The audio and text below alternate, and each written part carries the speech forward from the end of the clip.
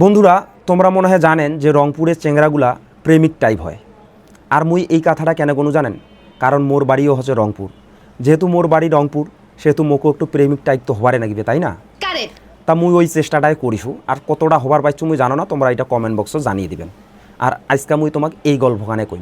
আচ্ছা, মুই প্রথমবার যখন ঢাকা আইসো তো আসলে মোর ঢাকা সম্পর্কে কোনো ধারণা বা কোনো আইডিয়ার ছিল না, মানুষজন সম্পর্কে বা আবহাওয়া পরিবেশ কোনো কিছুই মোর জানা ছিল না। আসছু 3 বন্ধু মিলে আসছি, একটা রুম নিছি, ভাড়া নিছি, সেখানে পড়াশোনা করছি, এই আর কি। তারপরে হইতে হইতে এরকম করে 1 মাস 2 মাস 3 মাস এরকম করে যাইতে যেতে 5-6 মাসের মধ্যে আর কি সেই এলাকার মানুষজনের সাথে একটা পরিচয় হলে, আন্ডারস্ট্যান্ডিং হল। একটা জায়গায় থাকলে তো পরিচয় হবে, আন্ডারস্ট্যান্ডিং হবে। তারপরে ঢাকা সম্পর্কে একটু ধারণা হল। সঠিক বলেছ। তা হইতে হইতে আর কি পাশের বাসাদ আর কি সরস্বতী পূজা হবে। সরস্বতী পূজার সময় আর কি সরস্বতী পূজা হবে, যেহেতু আমরা ছাত্র মাইছি তা সরস্বতী পূজা করির লাগিবে। তা আমরাও যোগ দিনই আর কি, যেহেতু এখানে ছাত্রগুলা মিলি আর কি সরস্বতী পূজা করেছে, তা আমরাও যোগ দিনই সরস্বতী পূজা করিম। তা সরস্বতী পূজা হচ্ছে পূজা করিবার গেনি। ও মা, মুই একটু পাঞ্জাবি টাঞ্জাবি পড়ি গেনু আর কি, গেটাপ টেটাপ নিয়া। মা গো মা। তারপরে ওই এলাকার চেঙ্গেরিগুলা ওই সরস্বতী পূজার দিন আর কি দেখা পানো মোটামুটি।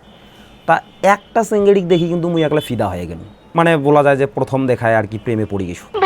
এখন প্রেমে পড়লে হবে, পটের তো লাগিবে। আর যেহেতু মুই রংপুরের চেংরা, প্রেমে তো পড়িম।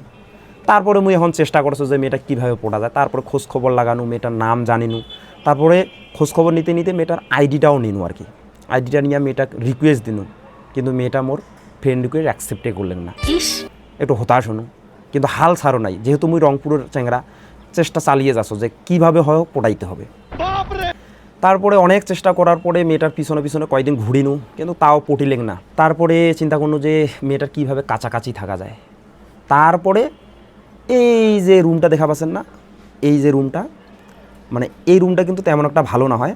এই রুমটা নাকি আর কি ভাড়া দেওয়া হবে ব্যাচেলারের জন্য আর কি। তারপরে মুই ভাবিনু যে এই রুমটা নিতে হবে। এবং এই রুমটা মুই কেন নিছু জানেন? কারণ হচ্ছে এই রুমটা নেওয়ার উদ্দেশ্য ওইটাই যে মেয়েটার কাছাকাছি যদি থাকা যায় এবং ওর সামনাসামনি থাকলে যদি একটু মেয়েটাকে মানে পটানো যায়। এইটা হচ্ছে মোর পড়ার টেবিল, আর এই দিকে হচ্ছে জানালা। আর ওই যে বিল্ডিংটা দেখা পাচ্ছেন না, ওই যে গাছের ঝোপঝাড় দিয়া একখান জানালা, ওই রুমটাতে আর কি মেয়েটা থাকে।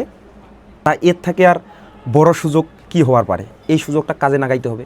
এই রুমটা নিয়ে আনিনি এবং এই রুমটা তারপর থাকা শুরু করলো।